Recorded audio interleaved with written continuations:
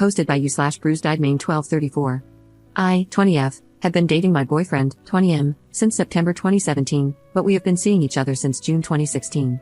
We are long distance, about 6 hours apart by car, and see each other about once a month if we're lucky. We have had a lot of ups and downs, but ultimately, we care about each other and just want each other to be our happiest and healthiest. I posted earlier this week about an incident that happened this past weekend where an old friend of mine tried to kiss me. He was drunk and initially tried to kiss me on the mouth. I pulled away, and he then tried to kiss my neck, leaving a bruise. I bruise incredibly easily as I have very fair skin and poor circulation. The entire incident lasted no more than a few seconds. I did not expect or want this to happen, and I thought the friend in question knew I had a boyfriend. I actually thought he also had a girlfriend until he kissed me, so it definitely caught me off guard. Once I firmly expressed to him that I wasn't interested and had a boyfriend, he backed off, and the rest of the night went normally. I don't have any plans to hang out with this friend again. The next day, my boyfriend was already at work when I woke up, where he has limited access to his phone. I planned to FaceTime him and tell him what happened when he got off work, but he noticed the bruise on my neck in a Snapchat before I could tell him myself. I hadn't even noticed it was there because, as I said, the incident lasted no more than a few seconds and it didn't occur to me that there could even be a bruise from such a short time. He called me when he finished work, and I explained what had happened, but by that point, he had been stewing over it for more than 5 hours and was furious with me. I understand that I shouldn't have put myself in a position where someone thought I would be receptive to a kiss, but I also can't control other people's actions over the past, and I have been trying to earn his trust back since. However, he remains absolutely livid. Now, the reason why I'm posting: for the past few years, my Snapchat account has been constantly signing me out on my phone, forcing me to log back in sometimes as frequently as multiple times a day. I submitted several maintenance requests to the app, and on Monday, they notified me that they had sent a customer service email to my spam email account, which I seldom use and hadn't checked in years. When I signed into the account to view the email, I noticed several other emails from the app over the past year. Most notably, there was a series of emails from August 3 to 6, 2017, informing me that someone had connected to my account on those specific dates from a location in a neighboring country. My boyfriend and a few of our mutual friends happened to be on vacation in that exact place on those exact dates. We were not dating at that time. I have confirmed the dates of that trip with someone else who was there. Nobody else on that trip goes to college with my boyfriend or within 75 miles of there. Getting fearful, I went on the Snapchat website and downloaded my data, which basically gives you all the data the company has stored about your account over a certain period. This data included the location history of where my account had been accessed for the last 2 months, with each data point consisting of a date, time, latitude, and longitude of where the account was used. It revealed that dozens of times over the last 2 months, sometimes as often as multiple times in the same day, my account was accessed from where my boyfriend lives. These data points are very specific, to 3 decimal points, and correspond directly to his house, various buildings on his campus, and other places in his college town that he frequents. All of these occurred on dates when I was definitively in my own college town, 400 miles away.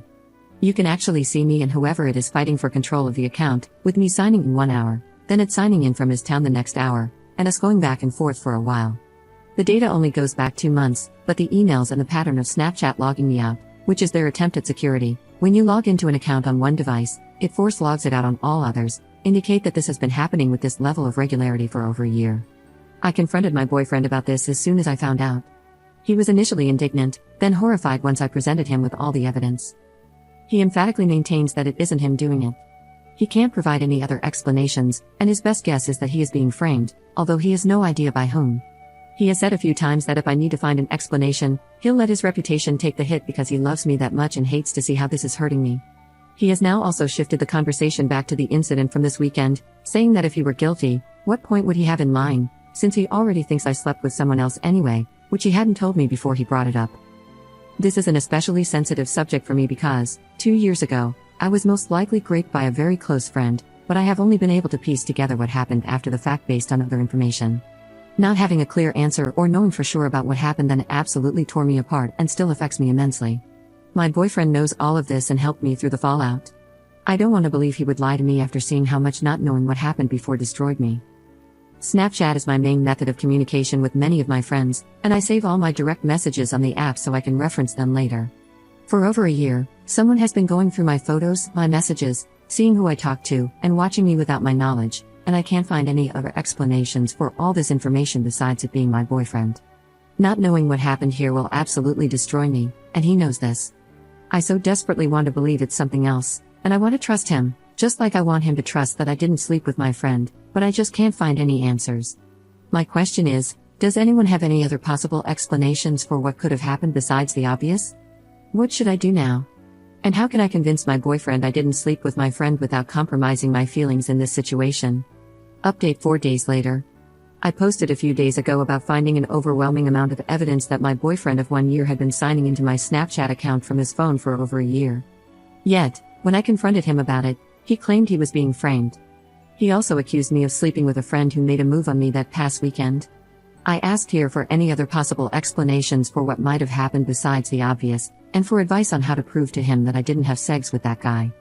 Everyone here told me I was out of my mind to think it was anything else, and that it didn't matter what he thought of me, that he was violating my privacy, and that there were no other possibilities. I realized y'all were right, and I came up with a plan. I met my boyfriend in a diner, got there early, and told the waitress what was about to go down. I then set up my laptop with all the evidence I had gathered and waited for him to show up.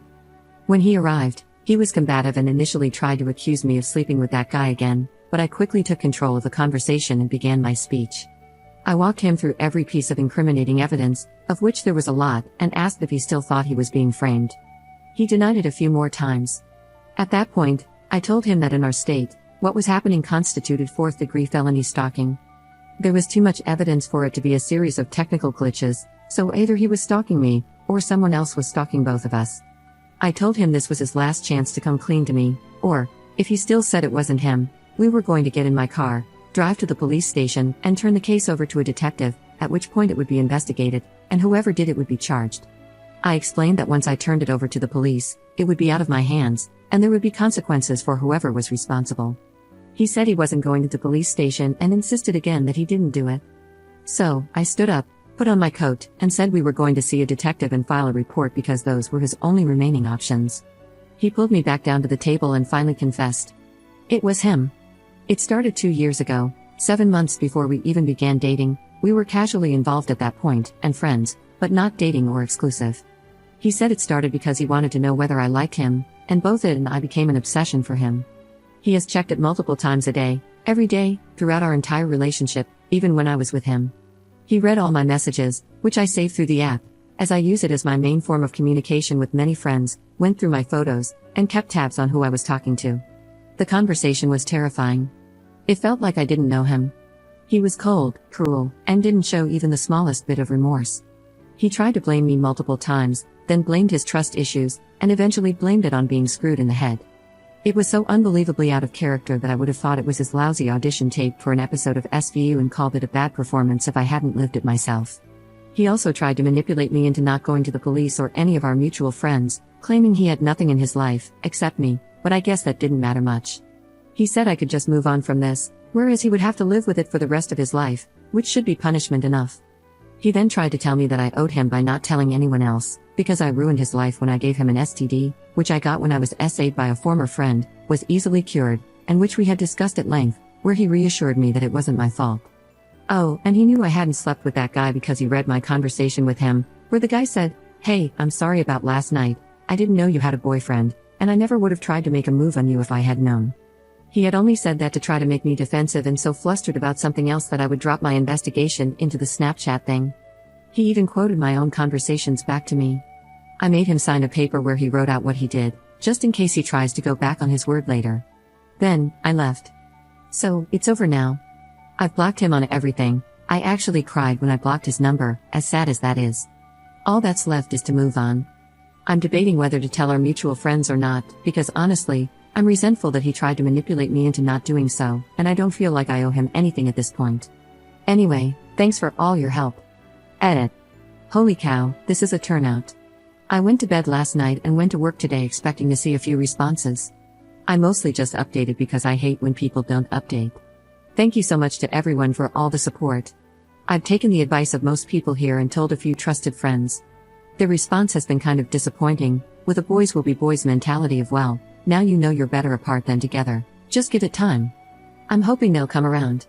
I understand that it's really hard to reconcile such a psycho thing with someone you care about, and like I said, this was so out of character for my ex.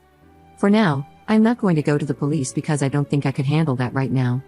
I go to school 400 miles away from my hometown, so I wouldn't be able to come back and forth often to deal with an investigation, and I just don't think I could deal with the emotional strain of having aggressive strangers tear my life the rest of the way apart. But I have changed all my passwords, done a forced logout where applicable, and saved all the evidence against my ex in a few different locations. My ex got my password because he saw me sign into something once when we were hanging out and remembered the password I used. Once he had it forever. To all the people who called me out or had questions about the STD, shout out to the guy who said I belonged in prison. I'll tell the story. Mods, sorry if this violates the rules. Over 2 years ago, I had only been with my ex. He's actually the only person I've ever been with. We weren't dating at the time, just casually hooking up. One night, over a break home from school, I went to my former best friend's house to catch up. I had 2 drinks and passed out, which I had thought was because I was tired, but now I suspect the drinks were tampered with. I slept on his couch that night, just the 2 of us. I woke up the next morning feeling kinda sore but didn't really think anything of it, went home, and didn't dwell on it. 2 months later, another friend came to me and told me that she had fallen asleep at that same friend's house just days before I did, that he had spiked her drink, and she had woken up in the middle of the night to him graping her. She froze, left when he went back to sleep, went to the hospital, got a kit done, and tried to move on with her life. She never went to the police because this friend's family is very involved with the police in our area, and police response to SA is a joke anyway. She told me because I was going to visit him and she wanted me to be safe. I tried to support her as best I could and cut that friend off, but it didn't occur to me that anything could have happened to me. Months later, I tested positive for chlamydia during a routine STD check by Myogene. That's when I put all the facts together and realized what had happened, although I never got closure or a sure answer. I always used protection with my ex, but that doesn't guarantee anything. I didn't knowingly give him an STD or even know that I had it. Chlamydia is curable with a single antibiotic, and there were no lasting physical effects on either of our lives. Anyway, thanks so much to everyone who expressed support. This has been an overwhelming and difficult time, and the reassurance from folks here has really made a difference in how I've been able to wrap my head around this.